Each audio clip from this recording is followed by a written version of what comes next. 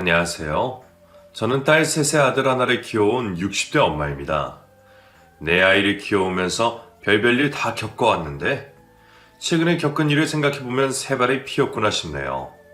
최근 아주 황당무계한 일을 겪게 되었거든요. 이 정도 일까지 생각한 건 아니었지만 나름 불미스러운 일을 방지하고자 알아보고 확인까지 했지만 사람 작정하고 사람 속이려 들려 한 사람에게 큰 낭패를 당할 뻔했습니다. 다행히 저와 오랜 인연을 가진 친구 덕분에 더 큰 일을 치르기 전 화를 피할 수 있었지만요. 그 친구 덕분에 이렇게 안도의 한숨을 쉬며 사연을 보낼 수 있게 된 것 같습니다. 그럼 저와 우리 가족, 그리고 아들에게 생겼던 일을 말해보도록 할게요. 전 지방 소도시에서 나고 자랐습니다. 지금이야 제 고향을 도시라고 말할 수 있지만 그 시절 그때는 그냥 촌이었어요. 그러다 보니 지금으로서는 상상할 수 없을 방식으로 남편과 부부의 연을 맺게 되었죠. 아들을 잘 낳을 거란 이유만으로 3대 독자였던 남편과 얼굴 몇 번 보지 못하고 결혼을 하게 되었습니다. 제가 아들을 잘 낳을 거라고 예상했던 건 그만한 이유가 있어서였죠. 먼저 시집을 간 두 언니가 아들만 여럿 낳고 잘 살고 있었거든요. 지금 생각하면 얼토당토 않는 이유로 결혼을 하게 되었지만 저는 그 결혼이 싫지 않았습니다. 남편과는 결혼 전 몇 번 보지 않았지만 저에게 잘해주는 남편의 자상한 모습을 보며 사랑이라고 생각했어요. 그렇게 3대 독자라는 이유만으로도 고된 시집살이가 예상되었지만 그 시절 우리 촌동네 사람들이 그러하듯 부모님이 정해주시는 대로 남편과 결혼 생활을 하게 되었고 시부모님과 남편에 따라 상경을 하게 되었죠. 시부모님이 원하시는 건 오로지 대를 이어줄 아들을 낳아주는 거였고 그 바람에 저는 자신이 있었습니다. 앞서 언니들이 아들만 낳았으니까요. 그런데 아들은커녕 임신도 잘 되지 않았죠. 지금은 불임과 자식 성별에 대한 책임이 남자에게도 있다고 다들 알고 있지만 그 당시 그에 관련된 책임은 모두 여자가 지어야 했어요.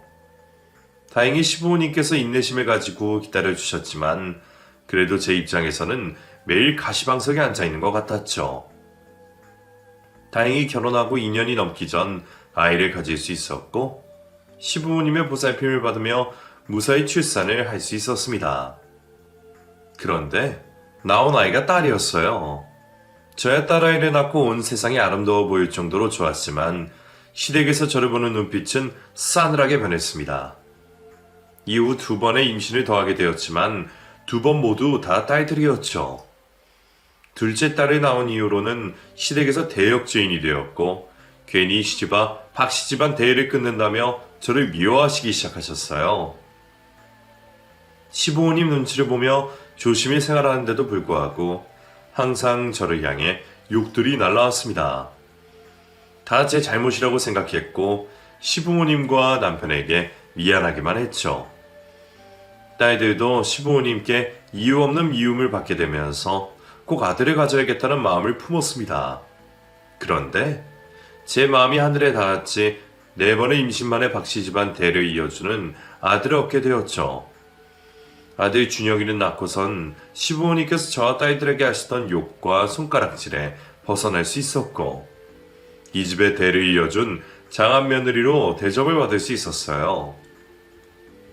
그렇게 4대 독자에 위로 줄줄이 누나들만 있어 귀하디 귀한 아들이었던 준영이는 시부모님의 예쁨을 독차지했고 우리 집안 가장 크고 귀한 보물 대접을 받으며 자라게 되었죠. 저도 어렵게 얻은 아들인 만큼 소중했지만 아이를 교육하는 데 있어서는 제대로 하려 했습니다. 그런데 시부모님께서는 준영이가 사고를 치고 이기적으로 굴어도 뭐든 오냐 오냐 하셨고 매 한 번 늦지 못하게 하셨어요. 제 교육관과는 완전히 반대였죠. 시부모님께 제 입으로 준영이를 그만 감싸라 말을 할 수 없으니 남편에게 준영이 버릇 좀 고쳐놓으라고 말을 해봤지만 그때 그 시절 남편들처럼 남편의 아들 교육에 무관심했습니다. 결국 준영이는 누나들과 다르게 대접이라는 대접 다 받으며 박씨 집안 왕자로 자라게 되었죠. 그런 상황에서 차별을 받는다고 생각하는 딸들이 불만이 있을 법도 한데 기특하게도 준영이를 질투하지 않고 동생으로서 많이 예뻐해주고 챙겨주었어요. 항상 딸들에게는 고마웠고 또 미안한 마음이 있었죠. 그래서 시부모님과 준영이 모르게 제가 딸들을 더 챙겨주고는 했습니다. 이후 준영이는 성인이 되어서도 평생의 아군인 시부모님을 등에 업고 제 멋대로 굴었어요. 저와 남편의 말을 듣지 않았던 건 아니었지만 저희가 자신의 부탁을 안 들어주면 항상 시부모님께 찾아가 원하는 바를 얻거나 허락을 받고는 했죠. 저렇게 평생 지멋대로 살다가는 남의 집 자식 눈에 피눈물 쏟게 할 것 같아 버릇을 고쳐보려 했지만 나이가 들어서도 꼿꼿한 시부모님 때문에 쉽지가 않았습니다. 다행이었던 건 준영이 일이라면 뭐든 다 해주시라는 시부모님 덕분에 공부하는 데 필요한 지원을 넘치게 받을 수 있었고 그게 도움이 되어 준영이가 공부를 잘했다는 거였죠. 대학을 가서는 자기 앞길도 잘 개척해 나가고 있어 제멋대로인 것만 빼면 준영이에 대한 걱정거리는 없었습니다. 그런데 이 녀석이 갑자기 결혼하고 싶은 여자가 있다면서 맞을 준비도 못한 상황에 막무가내로 여자친구를 집으로 데려왔습니다. 가족들 모두 당황을 할 수밖에 없었죠. 그런데 데리고 온 여자아이도 그다지 마음에 들지 않았습니다. 나이가 어리다고는 하나 어른들 앞에서 기본적으로 차려야 하는 예의도 차리지 않고 있었죠. 얼굴 예쁜 거 하나 빼면 마음에 드는 게 하나도 없었어요. 준영이와 똑같아 보였습니다. 집안에서 예쁨만 받아왔는지 자기 집에서 부리던 응석을 저희에게도 부리고 있었죠. 애 둘이 결혼하는 건 막아야 할 것 같아 여자친구를 배웅해주고 온 준영이를 잡아다가 결혼이 속꿉장난이냐며 제발 철없이 굴지 말라 했어요. 이번에는 남편도 아들에게 큰 소리 치고 혼내며 말했죠. 그런데 준영이는 기 하나 죽지 않았고 오히려 저를 옛날 사람 취급하며 자신은 행복한 결혼 생활을 할 수 있다고 자신 있게 말을 해왔습니다. 그런 모습에 나중에는 딸들도 방으로 들어와 철없이 구는 동생을 나무라며 만류를 했죠. 준영이는 온 가족들이 자신을 말리고 나무라니 결혼을 포기하는 듯 보였습니다. 그런데 며칠 뒤 시부모님께서 연락이 오시더라고요. 준영이에게 앞전 상황을 다 들으셨는지 결혼에 대해서는 준영이가 원하는 대로 하라고 말씀하셨습니다. 솔직히 이번에는 시부모님께서도 거절하실 거라고 생각했어요. 귀하게 키운 새끼이니 그만큼 손주 며느리에 대해 욕심도 크실 줄 알았습니다. 그런데 결혼을 시키라니 제가 잘못 들었거나 준영이가 여자친구에 대해 거짓말을 한 줄 알았죠. 알고 보니 이미 준영이가 시부모님을 구워 삶아 놓았더군요. 여자친구와 함께 시부모님 댁으로 찾아가 둘이서 시부모님께 가진 애교를 다 떨었나 봅니다. 시부모님께서는 저보고 아들을 품에 끼지 말라고 하시며 애들 결혼 준비를 시키라 말씀하셨는데 누가 누구한테 할 소리인지 싶었죠. 애초 시부모님께서 준영이를 하도 끼도돌아서 이렇게 된 거였으니까요. 저도 그때만큼은 참을 수가 없었고 처음으로 시부모님께 목소리를 높여가며 대들기 시작했습니다. 그렇게 시부모님과 다툼을 벌이면서까지 결혼을 결사반대했는데 결국에는 준영이가 원하는 대로 해주게 되었어요. 결혼 아니면 죽겠다고 난리를 치는 아들에게 두 손 두 발 다 되게 된 거죠. 그렇게 전 어쩔 수 없이 며느리를 맡게 되었습니다. 그래도 며느리는 기존에 생각했던 것보다는 나은 아이였죠. 버릇이 없고 생각이 조금 짧고 아들 준영이처럼 제멋대로이긴 했지만 그래도 하는 행동에 악의가 없었고 착하긴 했어요. 부족하고 마음에 들지 않는 며느리였지만 최대한 잘해주려고 했습니다. 제가 고된 쉽살이를 하며 살아왔다 보니 그런 행동들이 너무 싫더라고요. 시부모님께서 정정하시니 제사나 집안 행사가 있을 때 며느리를 부리긴 했지만 그 외에는 편하게 행동할 수 있게 놔두었습니다. 저에게 호강시켜줄 필요도 없었고 오로지 두 사람이 잘 살기만 바랬어요. 솔직히 아직 애기들 같은 두 사람의 결혼 생활이 못 믿었고 걱정된 것도 있었고요. 제 배려 때문인지 모르겠지만 다행히 자기들끼리는 행복하게 잘 사는 듯 보였습니다.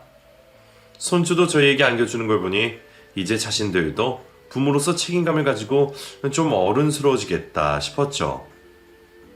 여전히 가족들에게는 못했지만 자기들끼리는 잘 살고 있을 거라 생각했어요. 그런데 어느 날부터인가 명절날에도 아들과 손주만 찾아오더라고요. 며느리는 몸이 너무 좋지 않아 집에 있다고 했죠.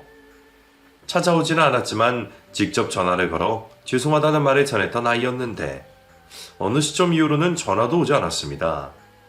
아들과 며느리 사이에 문제가 있다는 걸 눈치챘지만 나서서 물어보진 않았어요. 안 좋다는 말, 아들 입에서 듣기 싫었고 자식까지 있는 마당에 두 사람이 잘 해결할 거라고 생각하고 있었죠.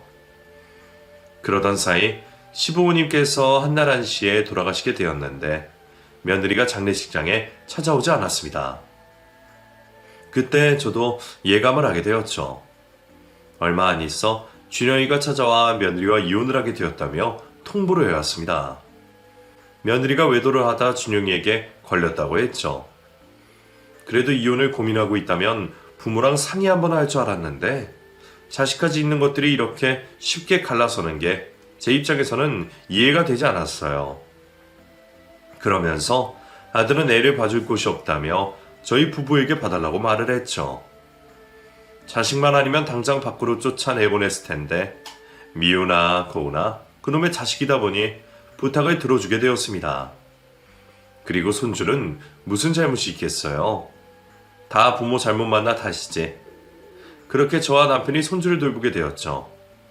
마냥 철없이 굴던 준영이도 자신이 홀로 책임을 져야 하는 자식이 생기고 이혼까지 하고 나니 제법 정신을 차린 듯한 모습을 보였습니다. 한순간에 어른스러워진 아들은 자신의 이혼 때문에 마음고생한 우리 부부와 누나들까지 챙겨주었죠. 그렇게 지내던 도중 남편이 몹쓸병에 걸려 세상을 먼저 떠나게 되었어요. 아무 생각 없이 가만히 앉아만 있어도 눈물이 흘렀고 다른 가족이 제 곁에 남아있다는 걸 알면서도 이 세상에 홀로 남겨진 기분이 들었습니다. 그런 상황에서 손주 이노가 곁에 있는 건 정말 다행인 일이었죠. 남편 생각에 울다가도 손주의 얼굴을 보며 억지로 웃음을 지을 수 있었거든요. 남편의 이런 쓸쓸했던 마음을 손주 이노가 대신 채워주었고 저는 조금씩 그 아픔을 덮어갈 수 있었죠. 시간은 훌쩍 지나 이노가 유치원에 가야 할 시기가 되었을 때였습니다. 집으로 찾아온 준영이가 저에게 식사 대접을 해주겠다고 하더군요. 그러면서 소개를 시켜줄 여자가 있다고 했어요. 최근 들어 만남을 가지고 있는 여자인데 진지하게 만나보려고 한다며 먼저 인사를 시키고 싶다고 했죠. 또 제 마음에 들지 않은 여자를 앉혀놓을까 싶어서 걱정을 안 할래야 안 할 수가 없었습니다. 거절할까 싶다가도 준영이도 많이 변하고 정신을 차린 것 같아 자리를 나가게 되었죠. 식사 자리에서 처음 만나게 된 준영이의 여자친구는 제 걱정과 달리 참한 아이 같았습니다. 처음 봤던 며느리와는 정반대의 스타일이었죠. 외모는 평범하고 복스럽게 생겼는데 제 앞에서 예의범절 차리는 모습을 보니 기본이 된 것 같았어요. 제 행동 하나하나를 유심히 살펴보며 혹시 불편한 게 없는지, 먼저 챙겨드릴 건 없는지 신경을 쓰는 모습에 첫 번째 만남에서부터 제 마음에 쏙 들었습니다. 대화를 나눠보니 형편이 어려워 어릴 적부터 장사를 해왔다고 했죠. 그래도 지금까지 열심히 살아와 서울 한복판에 번듯하게 집도 한 채 있다고 했습니다. 지금도 큰 돈을 버는 건 아니었지만 작은 가게를 꾸리며 살고 있다고 했어요. 도움을 줄 수 없는 집안 형편에 가게를 하면서 서울에 집을 구해놨다고 하니 생활력은 더 볼 필요가 없을 것 같았습니다. 제 앞에서 예의 차리는 걸 보면 옷도 나름 신경 쓰고 나온 옷일 텐데 자세히 보면 다른 것도 보이고 비싸 보이는 것도 없었어요. 검소해 보였죠. 볼 때마다 마음에 드는 구석만 보이니 대화를 나누다 말실수를 하게 되었습니다. 이제 처음 본 아가씨에게 이노 엄마 될 것처럼 말을 하게 된 거예요. 이노가 우리 진영이와는 또 성격이 달라서 애교가 많아요. 에? 우리 이노 엄마를 써?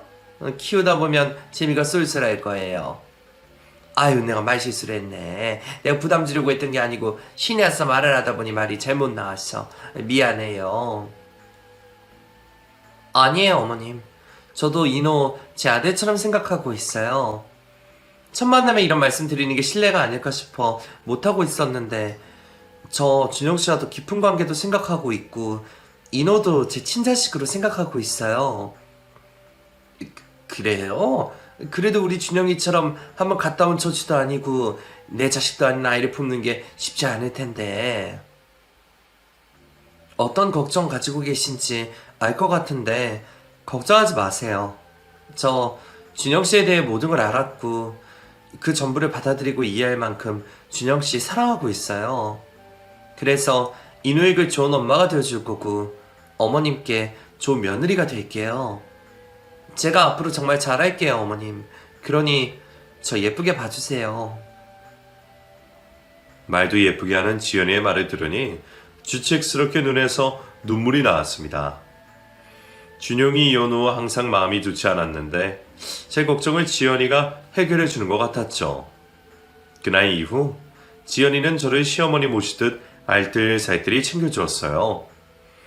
직접 한 요리와 간식이라 하며 저에게 먼저 다가와 주었습니다. 손주 인호에게도 벌써부터 엄마 노릇을 해주고 있었죠. 준영이에게 드디어 좋은 짝이 생긴 것 같아 마음이 너무 놓였습니다. 그래서 이 소식을 딸들에게도 알려주었죠.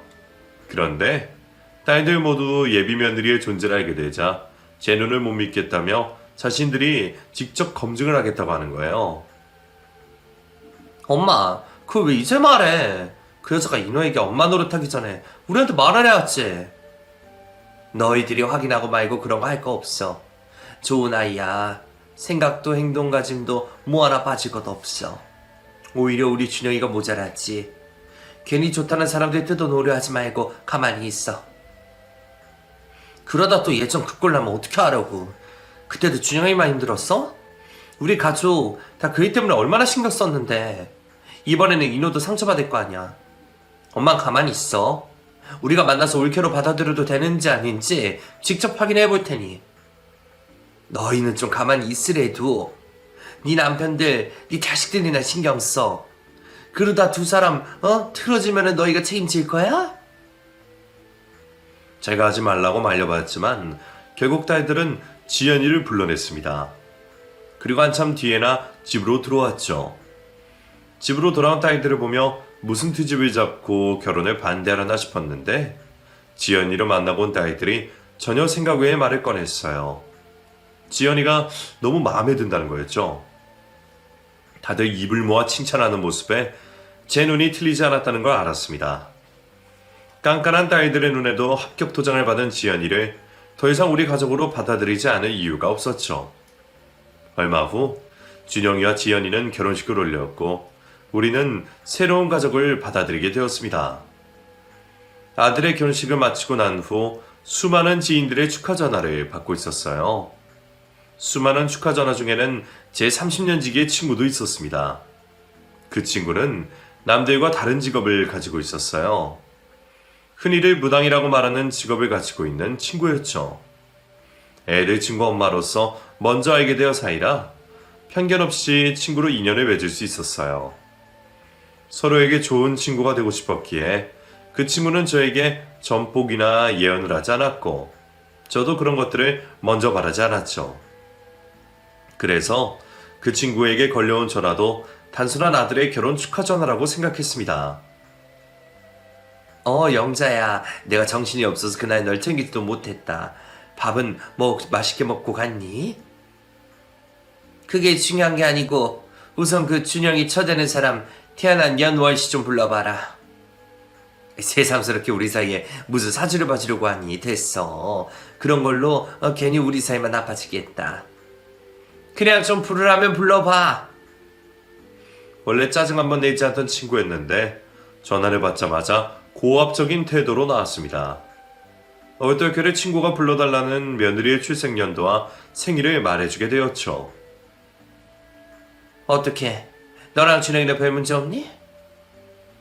우리야 무슨 일이 있을 게 뭐가 있어. 나야 마지막 남은 집 하나 떠나보내서 마음 편안이지. 준영이도 어제 결혼했는데 무슨 일이 있겠어? 신혼여행 재밌게 즐기고 있겠지. 그런데 갑자기 우리 며느리 사주는 왜 보는데? 무슨 일 있니? 너, 내가 웬만해서는 너한테 무당질 안 하려는 거 알지? 근데 이번만큼은 도저히 안 되겠다. 너한테 준영이가 어떤 아들이 있고 또 네가 어떤 마음으로 준영이 결혼시켰는지 아는데 어떻게 알고도 모른 척 넘기겠어? 너 지금 무슨 말 하는 거야? 왜 사람 불안하게 만들어? 내가 네 아들 결혼식 날 준영이 철하는 여자 얼굴을 보자마자 꺼림칙한 기분이 들더라고.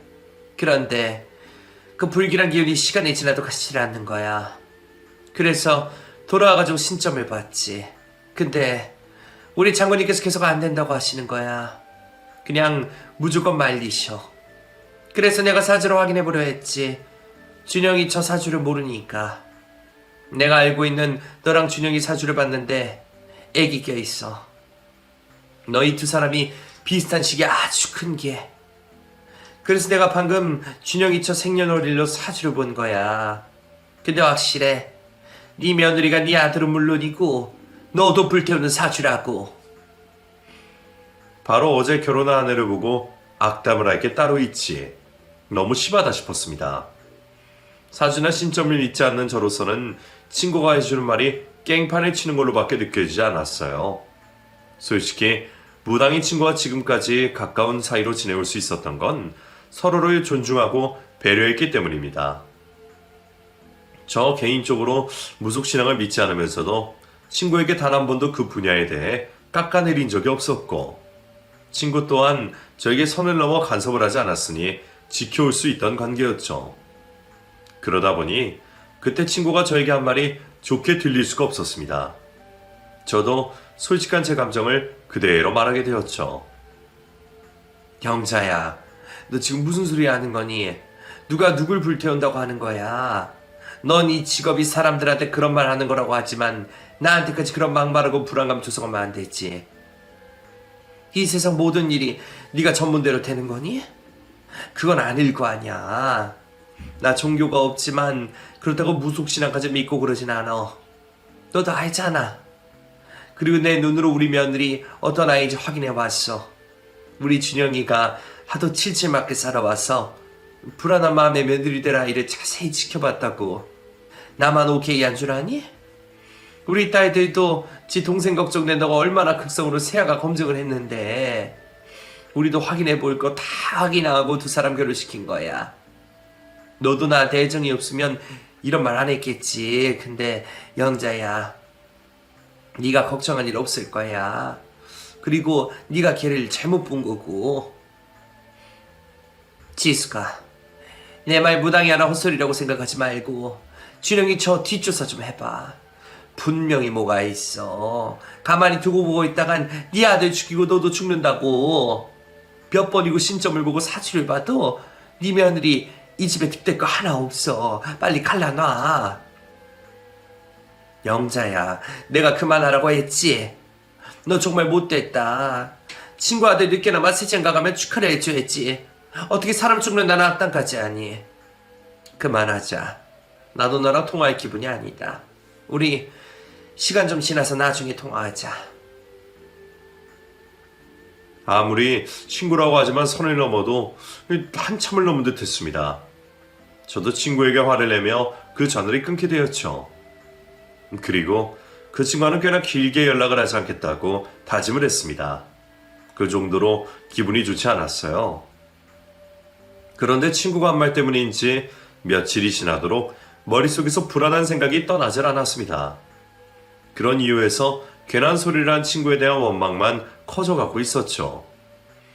아들과 며느리가 신혼여행에 돌아온 후 며느리의 얼굴을 보게 될 때마다 친구가 한 말이 떠오르고는 했어요. 이러다가는 제가 정신병이 걸릴 것만 같았죠. 며느리에게 직접 물어볼 수는 없으니 제가 아들, 며느리 몰래 아들 내에서 의심할 만한 건 없는지 직접 확인해 보려고 했어요. 내 눈으로 확인해서 문제될 게 없다면 머릿속에 떠도는 불안한 생각을 잠재울 수 있을 것 같았습니다. 그래서 아들네에 가게 되었던 날 구경을 하는 척하며 의심갈 만한 건 없는지 확인을 해보게 되었죠. 혹시 몰라 화장실 가는 척하며 며느리 휴대폰을 몰래 가져가 확인도 해봤어요. 하지만 역시나 의심이 갈 만한 것은 하나도 없었습니다. 오히려 며느리가 우리 가족을 얼마나 생각하는지 알 수 있는 내용들만 있었죠. 메모로 기록한 우리 가족 생일과 좋아하는 것들을 보니 제가 죄를 지었구나 싶더라고요. 며느리에게 솔직하게 털어놓고 조금이라도 의심했던 점을 용서받고 싶었지만 차마 그렇게 하지는 못하고 그 대신에 며느리에게 잘해주는 걸로 그 마음을 대신 표현하게 되었죠. 이제는 다 된 거라 생각하고 마음 편히 지내고 있었는데 친구가 지독하게도 연락을 해왔습니다. 계속 받지 않다가 사과라도 하는 건가 싶어서 받았는데 이번에도 또 아들과 며느리를 갈라놓으라는 악담을 했어요. 친구에게 화를 내고 끊었지만 이후에도 친구는 여러 차례 전화를 걸어왔고 항상 똑같은 말만 반복했죠. 확인까지 했다는 말에도 무조건 두 사람을 갈라놓으라는 말에 조금씩 불안해지기 시작했습니다. 영자가 그런 친구가 아닌데 왜 이렇게까지 하는 건가 싶었어요. 생각해보면 준영이가 며느리와 헤어진다고 해도 영자 자신에게 득이 될 게 없었습니다. 질투심이라고나 할 수도 없는 게 영자 아들네는 저희 준영이보다 더 행복하게 잘 살고 있었거든요. 초지일관 위험한 며느리라고 말하는 그 이유를 알고 싶었습니다. 혹시 준영이와 사주가 맞지 않다면 영자가 해결해 줄 수 있는 건가 싶었죠. 그래서 영자에게 전화를 걸어 물어봤더니 그렇게 해서 해결될 일이 아니라고 하더군요. 며느리가 살아온 길을 보면 자신이 한 말이 무엇인지 알게 될 거라고 했어요. 또다시 며느리 의심한다는 게 너무나도 미안했지만 정말 이번에 마지막으로 딱 한 번만 뒷조사를 해보기로 했습니다. 이번에는 확실히 알아보려 흥신소를 찾아가 의뢰를 하게 되었죠. 큰 돈이 드는 일이라 의뢰를 하면서도 이게 뭐 하는 일인가 싶었어요. 이래서 사람들이 무속신앙에 빠지고 사이비에 빠지는 건가 싶었죠. 그렇게 선수금을 받아간 흥신소에서 연락이 오기만을 기다리고 있었습니다. 그 사이 제가 무슨 짓을 벌이고 있는지 아무것도 모르는 며느리는 여전히 우리 준영이에게 또 저와 신우들에게 잘하고 있었어요. 저런 아이에게 저나 영자가 걱정하는 일은 없을 것 같았습니다. 큰 돈이 들어가고 며느리를 의심하게 되었지만 제발 흥신소에서 이상한 점 하나 발견하지 못했다며 그냥 평범하게 살아온 며느리의 삶을 말해주길 바랬죠. 이후 의뢰를 한 지도 한참이 지났고 집안에 잘하고 있는 며느리 보며 제가 한 일에 대해 후회하고 있을 무렵 흥신소에서 며느리에 대한 조사가 끝이 났다며 연락을 해왔습니다. 그렇게 흥신소에 찾아가게 되었고 앉은 자리에서 며느리의 충격적인 실체를 듣게 되었죠. 우선 처녀라고 했던 며느리는 이미 결혼을 2번이나 갔다 온 아이였습니다. 거기다 평생 작은 가게를 이어오며 소박하게 살았던 게 아니었죠. 술집 여자 출신이라고 했어요. 저에게 말했던 것과 달리 고등학교도 집안 형편 때문에 상고를 간 게 아니었고 흔히 말하는 노는 아이라 상고로 진학했다고 했죠. 그 동네에서 알아주는 날라리였다고 했습니다. 흥신소 직원들도 며느리가 정확히 어떤 이유에서 술집을 가게 되었는지 알아내지 못했다고 했지만 그 뒤에 듣게 된 며느리의 이야기로 대충 돈 때문이란 이유를 짐작을 할 수 있었어요. 술집 접대부를 일했던 며느리 같은 술집에서 일하던 남자와 일찍이 결혼을 했다고 합니다. 하지만 얼마 가지 못해서 이혼을 하게 되었다고 했어요. 이혼한 남자에게 듣기로는 며느리가 견디지 못했다고 합니다. 남자는 며느리가 술집 일을 그만두고 정상적인 생활을 하길 바랬고 며느리도 처음에는 남자의 말을 따랐다고 했죠. 그런데 하루에 팁으로만 100만 원 이상 받던 여자에게 육체적인 노동까지 해가며 한 달에 100만 원 조금 넘게 벌라고 하면 그게 될까요? 며느리는 결국 몸이 힘들다 돈이 되지 않는다며 남자에게 다시 술집으로 가겠다고 말을 했다고 합니다. 그 일로 다투게 되면서 결국에는 헤어지게 되었다고 하네요. 이게 며느리의 첫 번째 결혼 생활이었습니다. 그 다음 두 번째 남편의 경우 우리 준영이를 만나기 5년 전에 만나게 되었다고 했어요. 이번에는 술집에서 만난 나이 많은 남자였다고 합니다. 며느리의 술집에 단골이던 남자는 매번 며느리를 지명하며 같이 술을 마시다 친해지게 되었고 개인 연락처를 교환하면서 밖에서도 만나게 되었다고 했죠. 며느리는 이제 술집에서 일을 하는 게 질렸는지 돈이 많던 그 남자와 만남을 몇 번 가지지 않고 결혼을 했다고 합니다. 그런데 이번 결혼도 남자가 먼저 학을 떼었다고 하네요. 이번 역시 돈이었죠. 두 번째 남편은 첫 번째 남편과 달리 집안에 재산도 좀 있었고 사업으로 돈도 잘 벌고 있으니 남자가 벌어오는 돈을 그대로 다 썼다고 하네요. 남자도 처음에는 이해를 하고 좋은 말로 돌려 소비를 줄이라고 말했다고 합니다. 하지만 좀처럼 줄어들지 않은 카드값으로 인해 지치게 되었고 며느리와 다툼을 벌였다고 했어요. 며느리와 이혼을 하려고 했지만 오히려 자신의 과거를 남자의 약점으로 잡아 시댁과 주변 지인들에게 알리겠다며 협박을 해왔고 그런 이유로 어쩔 수 없이 멈추고 싶었던 결혼 생활을 끌려가게 되었다고 했죠. 그러다 낭비벽이 심한 여자와는 무슨 일이 있어도 더 이상 살 수 없다고 생각했고 그런 이유에서 며느리에게 위자료를 주겠다며 회유를 하여 겨우 합의 이혼 서류에 도장을 찍을 수 있었다고 했습니다. 두 번째 남편은 흥신소 직원들이 며느리에 대해 찾아왔다고 하자 몇 번이고 대화를 거절했을 정도로 최악의 여자로 기억하고 있었다고 말했어요.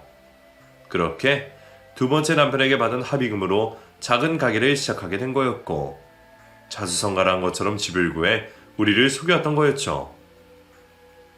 흥신소 직원들은 며느리의 부모님도 자신의 딸이 지금까지 무슨 일을 해오고 있었는지 잘 모를 거라고 했습니다. 결혼 또한 첫 번째 남편과 한 결혼을 모르고 있을 거라 말했죠. 상경을 한 뒤 술집에서 일을 하면서 부모님과는 연락을 거의 하지 않았던 것 같다고 말했어요. 이 긴 이야기를 흥신소에 앉아 듣게 되었는데 시간이 어떻게 지나가는지도 모를 정도로 빠져들어 듣게 되었죠. 흥신소 직원 입에서 나오는 한마디 한마디가 충격적으로 들렸어요. 며느리의 과거가 좀 복잡하다는 흥신소 직원의 첫 말에 복잡해봐야 얼마나 복잡할까라고 생각을 했습니다. 그런데 이야기를 다 듣고 보니 이런 인생 이야기는 소설로 쓰라고 해도 쉽게 쓰여질 것 같지 않더라고요. 이런 과거가 있으면서 지금까지 어떻게 감쪽같이 우리 식구 모두의 눈을 속였는지 다른 의미로 대단해 보였습니다. 비현실적인 며느리의 인생 이야기에 앞으로 어떻게 해야 하나 싶어 넋을 놓고 있게 되었죠. 그때 흥신소 직업이 더 알아볼 게 있으면 알아보라며 저에게 며느리의 전 남편들의 연락처를 주었어요. 그렇게 충격적인 며느리의 과거를 알게 된 채 집으로 돌아가게 되었습니다. 몇 날 며칠 동안은 충격을 받아 집에서 멍하니 정신을 놓고 있었어요. 아이들이 찾아오면 충격받은 모습을 숨길 자신이 없어 집으로 찾아오지 못하게 했죠. 겨우 정신을 차렸을 때는 시간이 많이 지나간 후였습니다. 정신이 들자 더 이상 준영이를 그 여자가 살게 놔두면 안 되겠다는 생각이 먼저 들었죠. 제가 듣게 된 이야기를 아이들에게 직접 말해도 되었지만 며느리의 변명을 듣고 싶지 않았습니다. 저에게 며느리 전 남편들의 연락처가 있었으니 직접 찾아가 육성으로 이야기를 녹음하기로 했죠. 그렇게 저는 두 남자들을 찾아갔고 필사적으로 애원을 한 끝에 며느리와 남자들 사이에 있었던 내용들을 녹음하게 되었어요. 그리고 준영이와 며느리 그리고 딸들까지 모두들 집으로 불러 모았죠. 준영이에게 창피를 주려고 딸들까지 부른 건 아니었습니다. 혹시 준영이가 며느리에게 빠져있어 사실을 듣고도 부정을 할까 싶어 이를 설득하고자 딸들까지 부르게 된 거였죠. 하나 둘씩 아이들이 집으로 들어왔고 모두가 모인 자리에서 다른 설명 없이 휴대폰과 연결된 TV를 켰습니다. 처음에는 다들 제가 엉뚱한 행동을 하고 있다고 생각을 하여 서로 수근거리던 아이들이 TV에서 나오는 동영상에 눈이 돌아갔죠. 며느리도 TV를 보고 있었습니다. 그런데 무슨 영상이냐며 영문을 모르겠다는 우리 아들, 딸들과는 다른 표정이었죠. 시간이 흘렀지만 TV에서 나오는 남자가 누구인지 한눈에 알아보는 듯 했습니다. 며느리의 얼굴은 곧바로 굳어갔죠. 시간이 지나며 TV 속 남자가 며느리와 있었던 일을 말하자 준영이와 딸들 모두 며느리와 같은 표정을 하게 되었습니다. 아이들 한 번씩 이게 어떻게 된 일이냐며 제게 물어왔고 믿을 수 없다는 표정을 지었죠. 준영이는 온몸을 부들거리며 TV를 보고 있었어요. 그때는 정말 가슴이 찢어질 것만 같았죠. 그렇게 그 자리에 있던 사람들 모두 제가 녹화해온 동영상을 다 보게 되었습니다. 며느리는 이미 모든 것을 내려놓은 듯한 모습을 한 채로 자리에 앉아 있었어요. 준영이는 영상이 끝나고서도 계속 앞만 바라보고 있었고요. 누구도 말을 못 꺼내고 있을 때 첫째 딸이 먼저 어떻게 된 일이냐며 물어왔습니다. 엄마, 이게 어떻게 된 일이에요? 저거 다 진짜야? 옳게 무슨 말이라도 해봐. 지금까지 우리 속이고 있던 거야? 그래, 쟤가 우리를 지금까지 속인 거다. 내가 우연히 듣게 된 말이 있어서 흥신소에 의뢰를 했어. 그러다 저 아이 과거를 다 알게 되었고, 내가 흥신소에서 알게 된 사실이 그냥 말하면 너희가 믿지 않을까봐 직접 이 아이 전 남편을 찾아가서 녹화한 거야. 제 입에서 모든 게 사실이었다는 말이 나오자 딸들은 한 번 더 놀라는 모습을 보였고 일제히 며느리를 째려보았어요. 그러자 며느리가 대성통곡을 하며 잘못을 비로왔습니다. 어머님, 형님 죄송해요. 어머니께서 녹화하신 내용 전부 사실 맞아요. 그런데 저도 딴 생각이 있어서 속였던 건 아니에요. 지금 보이시는 반응들처럼 이런 과거 있는 여자를 누가 아내로 받아들이고 며느리로 삼으려고 하겠어요. 저도 이 집안의 아내, 며느리, 그리고 가족이 되려고 거짓말하게 된 거예요. 저 이제 과거와는 전혀 다른 사람이에요.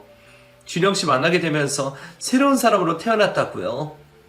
돈보다 중요한 게 있다는 걸 깨달았고 가족들과 있으면서 느끼게 되는 행복함도 알게 되었어요. 과거 제가 저지른 잘못 때문에 저를 안 좋게 보이실 수밖에 없겠지만 전 정말 며느리와 아내로 이 집안에서 잘 살아보고 싶었어요. 믿어주세요. 여보, 나 지금 하는 말 진심이야. 나 당신 사랑해. 제발 믿어줘. 사실을 인정하고 잘못을 구한다고 해도 며느리가 가족을 속인 잘못이 용서되는 건 아니었지만 한편으로는 마음이 좋지 않았습니다. 그건 딸들도 마찬가지인 것 같았어요. 잘못된 과거를 후회하고 있는 며느리에게 혼을 내고 따져 물어야 할지, 다독이며 그래도 잘못된 행동이었다고 말을 해야 할지 고민을 하고 있었죠. 그때 준영이가 입을 열었어요. 진심이라고? 그럼 하나만 물어보자. 나한테 가게 때문에 돈 필요하다고 받은 대출, 그 돈으로 어디다 썼어? 그리고 당신 경품 받았다고 했던 명품들 있잖아. 그건 어디 웅모에서 받은 건데? 내가 그때는 그냥 당신 할 말 믿고 넘겼거든? 근데 지금 이렇게 당신 과거를 알고 있다니까 이상하다는 생각이 드네. 대출은 당신이 아는 것처럼 가게에 썼지. 가게? 가게 어디에 썼는데? 빚을 갚았던 가게를 고쳤던 지출에 대한 대역이 있을 거 아니야? 어? 그거 확인시켜줘. 그리고 경품 어디서 냈다고? 지금 당장 달라고 하면 내가 무슨 정신이 있어서 바로 주겠어. 당신이 말하는 거 나중에 확인시켜줄게. 그게 무슨 정신이 있고 없고가 들어가는 문제야? 당신 거짓말이구나. 나도 이전 남편과 마찬가지로 그냥 당신 돈줄로 생각하고 만난 거지. 내 말 맞지? 이거 왜 이래? 당신까지 날 죽일 년으로 모는 거야? 됐어. 여기 박씨 집안 사람들 다 한통 속인 거 알았어. 나 먼저 일어날 테니 오늘 일은 나중에 말해. 어머님, 저 나중에 이 사람과 해결 다 되면 제 입장 말씀드릴게요. 아들의 집요한 물음에 며느리는 적반하장의 태도로 자리를 박차고 집을 나서려 했습니다. 그때 현관에 가장 가까이에 있던 둘째 딸이 며느리의 머리채를 잡아챘죠. 희년 봐라? 궁지에 몰렸는데도 잘도 도망가려고 하네. 그래, 이 정도는 돼야 우리 집안 사람들 전부를 숙여먹지. 근데 네가 우리 전부를 숙일 수 있을지 몰라도 우리 전부를 힘으로 상대할 수 있겠어? 갈 땐 가더라도 사람 속인 값은 내고 가야지. 그래, 너 어디서 주랭랑을 치려고 해? 겨우 정신 차려. 우리 동생 장난감처럼 네 마음대로 주부니까 좋았어? 너 내 동생이 우리 집에서 얼마나 귀한 힘인지 알아? 너 오늘 우리 집에서 못 걸어 나갈 줄 알아? 너 죽었어. 이웃 딸들이 우르르 달려들어 며느리의 머리털을 뽑고 옷을 찢고 쥐어뜯으면서 우리 가족 전부를 기만한 값을 제대로 받아냈죠. 이후 아들은 그저 혼인 취소 소송 끝에 승소를 하게 되었고 가게에 쓰겠다는 명목하에 받아갔던 대출금도 다시 받아올 수 있었습니다. 정말 다행히도 결혼을 하고 얼마 지나지 않아 며느리의 실체를 알게 되어 피해 금액이 거의 없었어요. 물론 아들과 손주 마음속에는 큰 상처가 남았겠지만 말이죠. 그래도 더 큰 마음의 상처와 금전적 피해를 입지 않은 것에 대해 감사하게 생각해야 했습니다. 물론 이 모든 게 제 친구 영자 덕분이었죠. 아들 일을 해결하며 저는 영자에게 찾아가 지난날 제 잘못에 대해 사과를 했습니다. 영자는 제가 한 말이 많이 서운하고 화가 났을 법도 한데 제 사과를 받아주었죠. 덕분에 일이 잘 해결되었다는 말에 영자는 저만큼이나 다행이라며 기뻐해 주었어요. 그런 영자에게 보답과 동시에 복지값을 주는 게 맞는 것 같아 우리 아들과 제 목숨을 구해준 값을 서운치 않게 봉투에 넣어주었죠. 거절하는 영자에게 오히려 제가 더 무당처럼 복제값 주지 않으면 제 소원 붙는다고 말을 했고 영자는 제 마음을 알겠다는 듯이 그 봉투를 받아주었죠. 지금까지도 영자와는 가장 친한 친구로 잘 지내고 있습니다. 아들 준영이는 이번 일로 마음의 상처가 컸는지 더 이상 연애와 결혼은 포기한 채 제가 살고 있는 집으로 손주 인호와 들어와 저를 모시고 살고 있어요. 덕분에 나이 들어도 외롭지 않게 지내고 있네요. 아들이 결혼을 포기 안 했으면 싶으면서도 내심 또 그런 일을 당하게 될까봐 저도 겁이 나서 연애나 결혼을 하라는 말은 하지 못하고 있습니다. 죽을 때까지 강연하지 않으려고요. 다른 거 바라는 거 없이 지금처럼 건강하고 별탈 없이만 우리 가족 모두 살았으면 좋겠네요. 별탈 없이 사는 게 최고인 듯 싶습니다. 그런 의미에서 여러분도 별탈 없이 조용한 하루 보내시길 바랄게요. 그럼 제 글을 읽어주셔서 감사합니다.